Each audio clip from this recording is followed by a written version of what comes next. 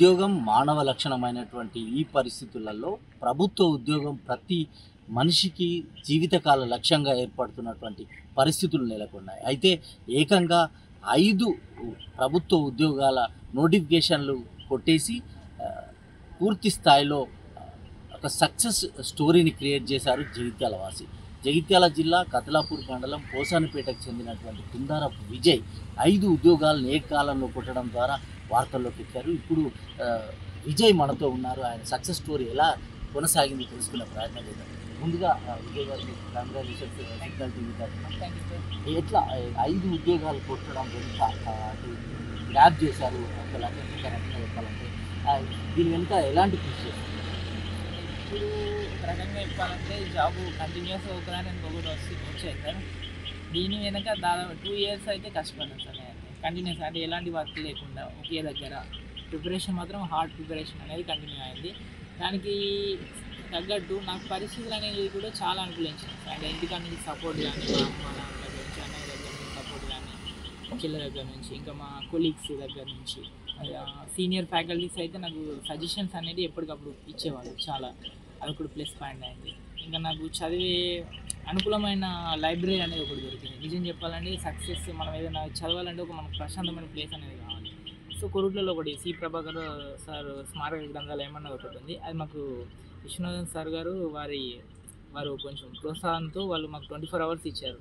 So అక్కడ ఆ place దొరకడం ఒక రకంగా మాకు అదృష్టం అని చెప్పుకోవాలి. మెయిన్ థింగ్ నాకు పీస్ఫుల్గా చదవడానికి ఒక ప్లేస్ కాబట్టి అది చాలా వరకు మాకు కీలకమైంది సార్. దాదాపు ఒక 10 to 12 hours అక్కడ స్పెండ్ చేసేవాళ్ళం. నైట్ కూడా అక్కడే పడుకునే వాళ్ళం. మమ్మల్ని ఎవరు డిస్టర్బ్ చేసేవాళ్ళు కాదు. ఇంకా ఏమన్నా ఉంటే బుక్స్ కావాలన్నా ఏం కావాలన్నా కానీ సార్ మాకు సపోర్ట్ చేసేవాళ్ళు. అయితే ఇప్పుడు మొత్తంగా ఎన్ని ఉద్యోగాలు సాధించారు? ఏ విభాగాలలో మీకు ప్రభుత్వ ఉద్యోగాలు వచ్చినాయి? నేను గురుకుల ఎగ్జామ్స్ రాసినప్పుడు నాకు జేఎల్ వచ్చింది సార్. జేఎల్ కంటే ముందు పీజీటీ స్టేట్ 6th ర్యాంక్ వచ్చింది. టీజీటీ మన టాప్ 10లో మాదే ఉంది. 6th place 7th place ఉంది టీజీటీలో. ఫస్ట్ పీజీటీ రిజల్ట్ వచ్చినప్పుడు వెరిఫికేషన్కి వెళ్ళాము. సో దానికంటే బెస్ట్ జేఎల్ కాబట్టి జేఎల్ చూజ్ చేసుకున్నాం. టీజీటీ వెరిఫికేషన్కు కాల్ వచ్చింది కానీ మేము వెళ్ళలేదు. ఎందుకంటే బ్యాక్ వాళ్ళకి మళ్ళీ బ్యాక్ లాగా అయిపోతుంది అని చెప్పేసి మా ఫ్రెండ్స్ కానీ కొలీగ్స్ అన్న తర్వాత టీజీటీకి వెళ్ళలేదు. తర్వాత గ్రూప్ 4 రిజల్ట్ వచ్చిన తర్వాత అందులో కూడా ఛాన్సెస్ అంటే కంపల్సరీ వస్తుంది. కానీ మా వాళ్ళ ఫ్రెండ్స్ సేమ్ ఇలాగే అరే వేరే వాళ్ళకి వస్తుంది కదా, నువ్వు ఎందుకు వెళ్తున్నావు, వాళ్ళు నువ్వు జైలుకి వెళ్తావు కదా మళ్ళీ ఎందుకని చెప్పేసి అన్న తర్వాత గ్రూప్ 4 కూడా మేము విడిచిపెట్టడం జరిగింది. So day before yesterday DSC result వచ్చినాయి. అందులో 5th ర్యాంక్ వచ్చింది. సో యాక్చువల్లీ చిన్నప్పుడు మా మ్యాథ్స్ టీచర్ అడిగేవాళ్ళు, అదే పెద్ద ఏమైనా ఏమవుతారు వాడికి యువర్ డ్రీమ్ అంటే I want to become teacher sir అని చెప్పేసి మీలాగే అది సార్ అని చెప్పినాను. యాక్చువల్లీ అది ఇప్పుడు ఫుల్ఫిల్ అయింది. కానీ దీనికంటే ముందు ఒక డైలామా ఏముందంటే ఇప్పుడు జైలుగా వేస్తున్నా, గురుకుల జైలుగా.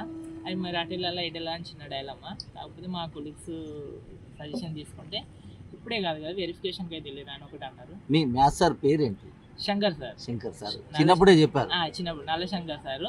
ఇంకొకటి యాకుల రాజేందర్ సార్ అని చెప్పేసి మా లోకల్. చిన్నప్పుడు ఇక మార్నింగ్ ట్యూషన్ స్టార్టింగ్ అయిందంటే ఆ సార్ దగ్గర, మ్యాథ్స్ అంటే ఇక నేర్చుకుందంటే ఆ సార్ దగ్గర. తర్వాత మల్లికార్జున సార్ అని మాకు ఇంటర్లో అయిపోయిన తర్వాత నేను కాంపిటేటివ్లో పెట్టిన తర్వాత నాకు కాల్ చేస్తున్నాను ఇప్పుడు వీళ్ళ ప్రిపేర్గా ఈ నోట్స్ ఉంటాయని చెప్పేసి. అన్ఫార్చునేట్లీ సార్ లేరు ఇప్పుడు. ఆ సార్ ఇంకా చాలా హ్యాపీగా ఫీల్ అయ్యేవారు మల్లికార్జున సార్ అని. అంటే ప్రతి సక్సెస్ వెనకాల ఒక బలమైన కారణం ఉంటుంది. అంటే మీ కుటుంబ నేపథ్యం నుంచి మొదలుకుంటే మీరు సక్సెస్ అయినటువంటి అత్యంతంగా మీ పైన ప్రభావితం చూపించినటువంటి అంశం ఏంటి అంటే ఒక రకంగా చెప్పాలంటే మాది ఎకనామిక్ సార్. ఎకనామిక్ స్టేటస్ ఒకటి చాలా ఇబ్బంది. అంటే ఎందుకంటే మనం ఉన్న దాంట్లో సంతృప్తి చెందవచ్చు కానీ ఇప్పుడున్న సిచ్యువేషన్లో ఎప్పుడు ఏది పెద్ద అవుతుందో అది చెప్పలేము. సో నేను ఒక డిసిజన్ ఏంటంటే టైం తీసుకున్నా సరే కానీ నేను సక్సీడ్ అవుతా. ఒకవేళ సక్సీడ్ కాకుండా నాకు వేరే ఆల్టర్నేట్ రూట్ ఉంది ఏదైనా కానీ ఇక నేను ఇక మైనస్ అయితే మైనస్ ప్లస్ అయితే ప్లస్ అని చెప్పేసి ఇందులోకి వచ్చిన సార్. దానికి సపోర్ట్ చేసింది మాత్రం మా ఫ్యామిలీ మెయిన్. సో నన్ను చాలామంది ఇప్పుడు ఈ కాంపిటేటివ్లో ఉన్నప్పుడు నేను వర్క్ చేసేటప్పుడు ఎవరు అడగలేదు. వర్క్ చేయనప్పుడు మాత్రం చాలామంది అడిగారు. కావాలని అడిగే వాళ్ళు కూడా ఉండరు సార్. ఎప్పుడన్నా మనం విలేజ్కి వెళ్ళినప్పుడు కానీ ఫ్రెండ్స్ కానీ చాలామంది ఏం చేస్తున్నావు కావాలని అడుగుతారు. మనం ఏం చేయట్లేదు అని చెప్పేసి కూడా వాళ్ళకి తెలుస్తుంది కానీ కావాలని అడుగుతారు. అది కూడా మనం పాజిటివ్గానే తీసుకొని వాళ్ళకు రెస్పాన్స్ ఇవ్వాలి. కాకపోతే అది కూడా మనం ఒక పాజిటివ్గా తీసుకొని చదువుతూ వెళ్ళాలి. కానీ రిజల్ట్ అనేది మాత్రం కంపల్సరీ వస్తుంది సార్. కొంచెం లేట్ అవుతుంది కావచ్చు కానీ అది ఖచ్చితంగా వస్తుంది. ఎడ్యుకేషన్ పరంగా మీరు ఎంతవరకు చదువుకున్నారు?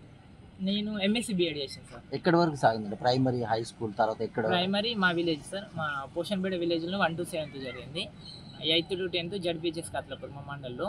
ఇంటర్ వచ్చేసి విద్యార్థి జూనియర్ కాలేజ్ కోరుట్ల. డిగ్రీ ఎస్సిడిసి శ్రీ అరుణోదయ డిగ్రీ కాలేజ్ కోరుట్లలోనే. తర్వాత బిఎడ్ వచ్చేసి కోరుట్లలోనే Rashmita Teja college of education. తర్వాత క్యాంపస్కి వెళ్ళిపోయాను 2015 to 17 క్యాంపస్లోనే. శాఖ గ్రంథాలయం అంటే మీరు చెప్పిన రామన్ సంబంధించినటువంటి గ్రంథాలయం నుంచి ఉస్మానియా క్యాంపస్లో లైబ్రరీ వరకు ఏంటి అక్కడ అక్కడ సిచ్యువేషన్ ఏంటంటే ఉస్మానియాలో మనకు తెలుస్తుంది సార్ పరిస్థితులు.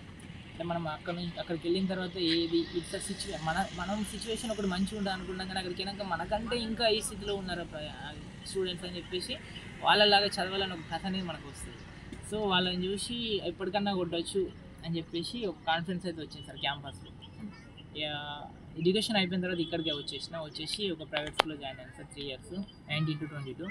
తర్వాత నోటిఫికేషన్ వస్తుందని తెలిసి రిలీవ్ అయిపోయి ఇక కంటిన్యూ ప్రిపరేషన్ విన్ ఉన్నాను సార్. జాబ్ వచ్చిన విషయం తెలియగానే ఎవరికి ఫోన్ చేశారు? ఎక్కడి నుంచి వచ్చి ప్రశ్నలు?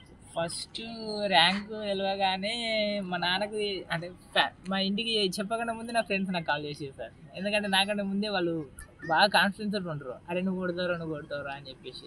సో చాలామంది వాళ్ళే ఫోన్ చేసి మా నాన్నకి చెప్పిన తర్వాత మా నాన్న హ్యాపీగా ఫీల్ అయ్యాను. ఎందుకంటే మా ఫ్యామిలీలో అయితే ఇప్పటి వరకు ఎవరు లేదు సార్. మా నాన్న వాళ్ళ తమ్ముడు Maharashtra junior lecturer, retired government. So మా నాన్న తమ్ముడు అట్లా ఇప్పుడు నేను నా కొడుకు ఇట్లా అయిందంటే మా నాన్నకి ఫుల్ హ్యాపీ. కాంపిటేటివ్ ఎగ్జామ్ అంటేనే భయంతో వణికిపోతున్నటువంటి విద్యార్థి యువతకు మీరు ఏం మెసేజ్ ఇస్తారు? కాంపిటీషన్ ఎంతున్నా సార్ వస్తుంది అని మాత్రం చదవాలి సార్ నిజంగా. అంటే అది ఒక్క పోస్ట్ కానీ అంటే పోస్ట్ తక్కువ ఉంటే మనకు ఒక లూజ్ కాన్ఫిడెన్స్ అని వస్తుంది. కాకపోతే ఇప్పుడు గెటన్ కాకుండా కానీ ఎప్పుడో ఒకసారి గెటన్ అవుతుంది సార్. అది మన హార్డ్ వర్క్ మీద బేస్ ఉంటుంది. ఒకటి ఏంటంటే మన యొక్క స్ట్రెంగ్త్ అనేది ఎవరికి షేర్ చేయొద్దు. మనం ఎక్కడ వీక్నెస్ ఉన్నామో ఫస్ట్ దాన్ని అయితే పట్టుకోవాలి. సో నేను గురుకుల ఎగ్జామ్ రాసేటప్పుడు నాకు లాస్ట్ టైం పేపర్ 1 బాగా మైనస్.